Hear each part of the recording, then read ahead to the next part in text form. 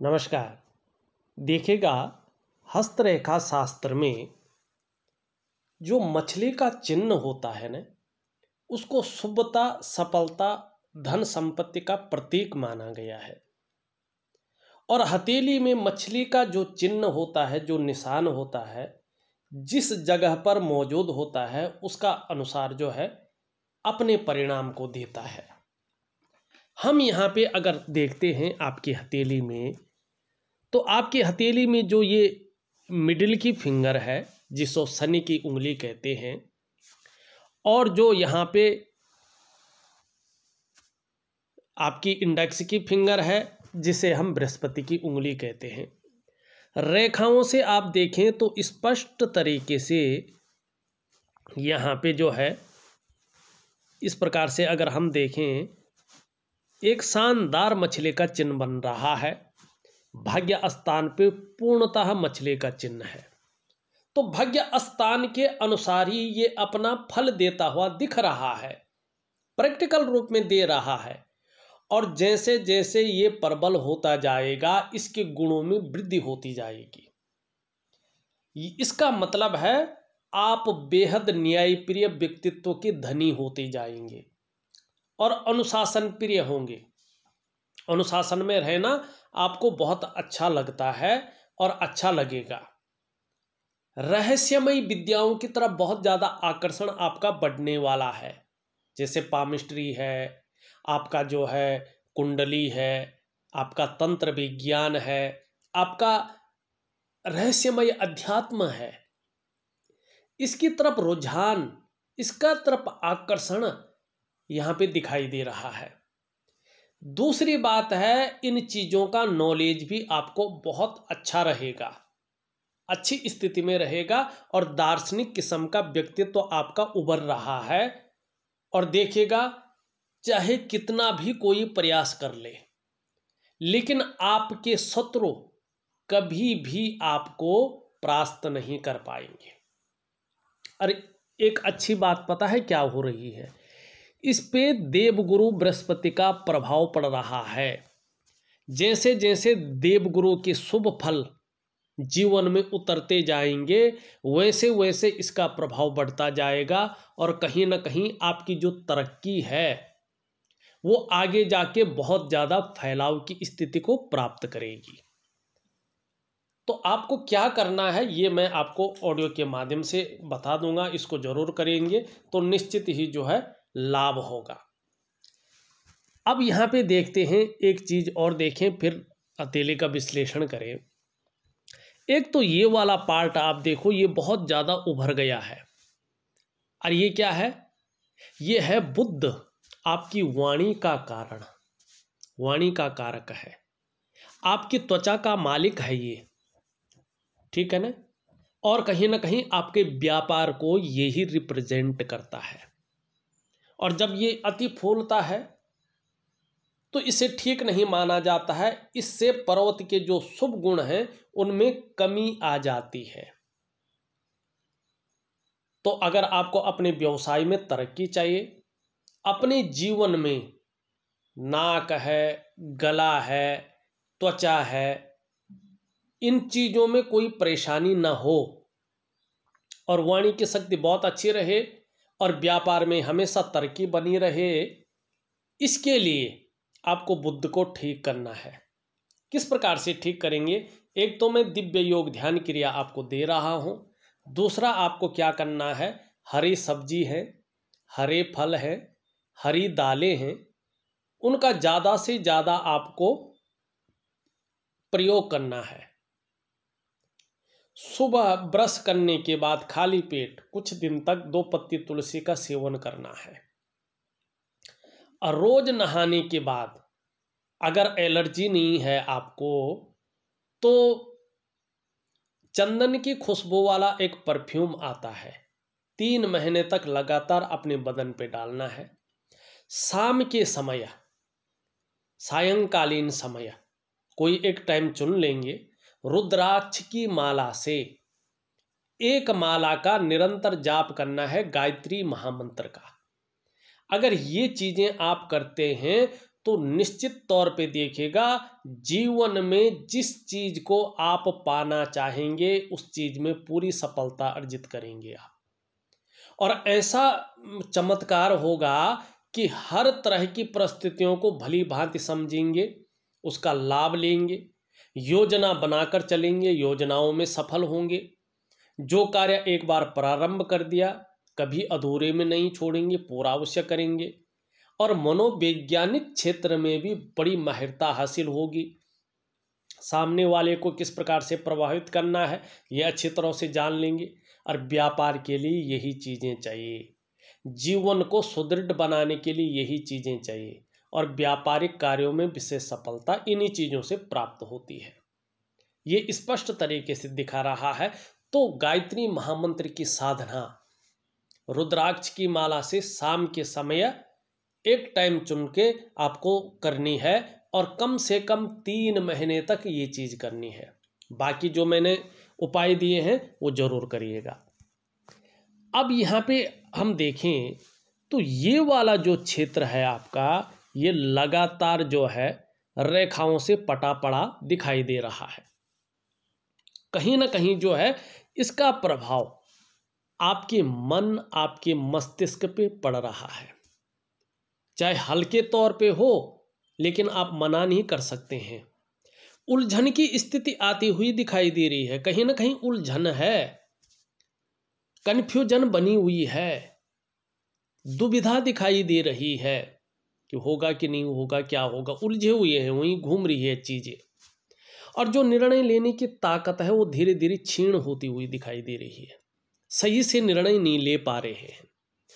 दूसरा, इसका प्रभाव आपके आर्थिक स्थिति पे पड़ रहा है। ये आर्थिक रूप से आपको बीमार करने का काम कर रही है, आर्थिक रूप से बीमार करने का काम कर रही है। या तो हथेली में पैसे बच नहीं रहे हैं या पैसों का जो आवागमन है वो ठीक से नहीं हो पा रहा है।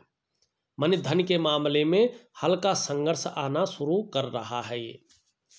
तीसरा, इसका जो प्रभाव है आपके सेहत पर पड़ रहा है, चाहे वो मानसिक स्वास्थ्य हो चाहे वो शारीरिक स्वास्थ्य हो, कहीं ना कहीं ये विकार देने की कोशिश कर रहा है। और चौथा जो इसका प्रभाव है वो आपके रिश्तों पे पड़ने वाला है, इस और ये इंगित कर रहा है। चाहे वो सामाजिक रिश्ते हों, चाहे प्रोफेशनल रिश्ते हों, चाहे कुटुंब के रिश्ते हों, चाहे परिवार के रिश्ते हों, चाहे दाम्पत्य जीवन के रिश्ते हों, उनको मैनेज करना थोड़ा मुश्किल रह सकता है, तो इस और ध्यान दीजिएगा। और पांचवा जो इसका प्रभाव पड़ता है आपकी डेवलपमेंट पे, आपकी प्रोग्रेस पे पड़ता हुआ दिखाई दे रहा है। जिस प्रकार से जो है एक निरंतरता चाहिए होती थी, उस निरंतरता में ये कमी कर रहा है, सफलता के स्तर को घटाने की कोशिश कर रहा है, अड़चने देने की कोशिश कर रहा है, चीज़ों को घुमा रहा है। क्या करना चाहिए इसके लिए?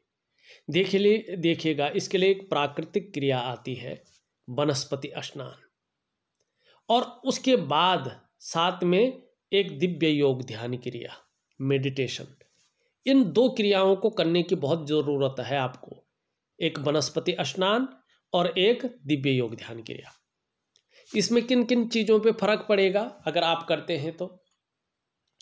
जो उलझन है, दुविधा है, कन्फ्यूजन है, निर्णय लेने की ताकत कम हो रही है, वो धीरे धीरे ठीक हो जाएगी। जो स्वास्थ्य का मामला है उसमें सुधार होगा, जो पैसों का मामला है उसमें संघर्ष कम होगा, और जो रिश्तों का मामला है उसका फायदा मिलेगा, और जो आपकी डेवलपमेंट है कहीं ना कहीं आगे बढ़ेगी। तो ये चीज़ें आपको करने की ज़रूरत यहाँ पे दिखाई दे रही है।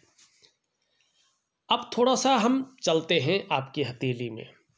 अब ये मणिबंध का क्षेत्र है आपका। मणिबंध के क्षेत्र में ये आपकी पहली रेखा है, और यहाँ पे देखेंगे तो यव का आकार बन रहा है। इसे स्वास्थ्य की लकीर माना जाता है, और यव का आकार स्वास्थ्य की लकीर में अच्छा नहीं माना जाता है। कहीं ना कहीं जो है जैसे जैसे उम्र बढ़ रही है, चाहे वो मानसिक स्वास्थ्य हो चाहे वो शारीरिक स्वास्थ्य हो, इसमें थोड़ा आपको संघर्ष की स्थिति झेलनी पड़ सकती है। इसके लिए क्या करना है, आपने ये वाला जो पोर्शन में जाल बन रहा है इसको ठीक करना है और चंद्रमा को प्रबल करना है। अगर आप ये दोनों चीज़ें कर सकते हैं क्रियाओं को द्वारा, मेडिटेशन द्वारा, तो चीज़ें बहुत बेहतरीन अवस्था में आएगी और इसमें जो दोष है वो दोष मिट जाएगा। सेकंड लाइन है आपकी धन की रेखा। ये बहुत सुंदर है, अच्छी स्थिति में है, लेकिन इसके साथ जो है आपकी जो करियर और धन की रेखा है ये बहुत लापरवाह है। तो जो अस्थायित्व तो होना चाहिए उसमें हल्की कमी दिखाई दे रही है। इसके लिए क्या करेंगे? दिव्य योग, ध्यान क्रिया और सूर्य उपासना जरूर करेंगे, निश्चित ही लाभ होगा। अब यहाँ पे देखते हैं हम, आपकी हृदय की लकीर देखें तो सीधा कहीं ना कहीं यहाँ तक बढ़िया जा रही है, इसके बाद वो हल्की होती हुई दिख रही है, लेकिन है पूरी। तो इसका मतलब है कि देखिएगा आगे जीवन में सामान्यता जो दिखाई दे रहा है, चाहे आप व्यापार करें, नौकरी करें, कोई और काम करें, एक श्रेष्ठ जीवन बना रहेगा। और जिस प्रकार से जीवन की लकीर है, जिस प्रकार से हृदय की लकीर है, इनके अनुसार अगर देखें तो 85+ आपकी जो है जीवन बहुत सुंदर है। 85+ जो एज है वो बहुत शानदार स्थिति की दिखाई दे रही है। मस्तिष्क अगर रेखा देखें ये भी बहुत सुंदर है, एक विवेकवान व्यक्तित्व है, मस्तिष्क से कार्य करने वाला व्यक्तित्व है, आपका बौद्धिक स्तर बहुत अच्छा है, क्रिएटिविटी आपके अंदर है। जीवन की रेखा इस तरह से ठीक थोड़ा चंद्रमा की ओर आती हुई दिख रही है। धार्मिकता बहुत अच्छी है, लेकिन जीवन में जो उन्नति की है उसके साथ उतार चढ़ाव, कई बार अस्थिरता का सामना आपको करना पड़ रहा है, लेकिन कर्म ऐसे कर रहे हैं कि अंत में मोक्ष की प्राप्ति श्री हरि के चरणों में जगह है। यहाँ पे एक शानदार रेखा उदयमान स्थिति में आ रही है। निश्चित ही इस रेखा की वजह से जीवन में न तो कोई बहुत बड़ा संकट आएगा, न कोई बहुत बड़ी बीमारी जन्म लेगी, और न कोई बहुत बड़ा कोई धक्का लगेगा जीवन में, बल्कि इसकी वजह से पराक्रम बहुत अच्छा रहेगा, एनर्जेटिक स्वभाव बना रहेगा, किसी से मिलेंगे तो वो भी अच्छा फील करेगा, और कहीं ना कहीं आपको धीरे धीरे दूसरों का सहयोग अच्छे रूप में मिलता जाएगा। जीवन में भगवान की भी बहुत अच्छी कृपा आपके ऊपर बनी रहेगी। आपके अंदर जो अच्छी प्रतिभा है, जो तीव्र बुद्धि है, उसके कारण जीवन में अच्छा जो है यहाँ पे चीज़ें दिखाई दे रही हैं, और व्यक्तित्व भी आपका बहुत शानदार रहेगा, बहुत अच्छा यहाँ पे दिखाई दे रहा है। अब अगर हम यहाँ पे चले तो इस प्रकार से यहाँ पे एक सुंदर सा जो है त्रिकोण बन रहा है। तो कहीं ना कहीं जो है अगर हम देखें यहाँ पे तो भूमि का लाभ अगर हो गया ठीक है, नहीं तो बड़ा लाभ होने की संभावना यहाँ पे दिखाई दे रहा है। ये उंगली सीधी खड़ी है, लीडरशिप की क्वालिटी अच्छी रहेगी। ये उंगली भी सीधी खड़ी है, अच्छे अनुपात में भी है, तो निश्चित रूप से जो है मानसिक क्षमता भी शानदार रहेगी, आध्यात्मिक क्षमता भी अच्छी रहेगी, स्वाभिमानी होंगे, विवेक अच्छा रहने वाला है, दूसरों की मदद भी करेंगे समय पड़ने पे, नॉलेज का जो है अच्छा दिखाई दे रहा है, आगे भाग्य भी अच्छा साथ देता हुआ दिख रहा है, इस तरफ दिखाई दे रही है। तो यश प्राप्त करने की चाह, नेम फेम प्राप्त करने की चाह और अपने कार्यों में विस्तार प्राप्त करने की चाह दिखाई दे रही है, अच्छी चीज़ है। इससे बड़ी दिखाई दे रही है हल्के रूप में, इससे छोटा है, तो जो ठाना है जीवन में एक हद तक उसमें सफलता की प्राप्ति दिखाई दे रही है, जिससे आने वाले समय में यश में वृद्धि होगी, समाज में मान प्रतिष्ठा अच्छी मिलेगी, और कहीं ना कहीं अपने समाज में नाम भी होगा और सफलता की स्थिति को प्राप्त भी करेंगे। ये उंगली हल्की झुक रही है, धन कमाने की ललक बहुत सुंदर रहेगी, इसके पहले पूर्व तक नहीं पहुंच रही है लेकिन पहुंचने वाला है आपका नाखून। तो मैनेजमेंट की क्षमता भी अच्छी रहेगी, कम्युनिकेशन स्किल्स में भी वृद्धि होगी, एक सुखद जीवन जीने की चाह रखने वाला व्यक्तित्व रहेगा, और सुखद जीवन जीने के लिए प्रयत्नशील व्यक्तित्व भी दिखाई दे रहा है। इसके नीचे का भाग अगर वर्तमान में देखें तो थोड़ा ज़्यादा उठ रहा है, नुकीला हो रहा है, यहाँ पे जाल इसको घेर रहा है। ये थोड़ा परेशानी वाली चीज़ है, आपको शुक्र को ठीक करना पड़ेगा। ऐसे में ये मानसिक परेशानियों को जन्म देता है। किसी चीज़ को लेके बहुत ज़्यादा चिंता में भी रहता व्यक्ति और बहुत ज़्यादा सोच भी रहा होता है।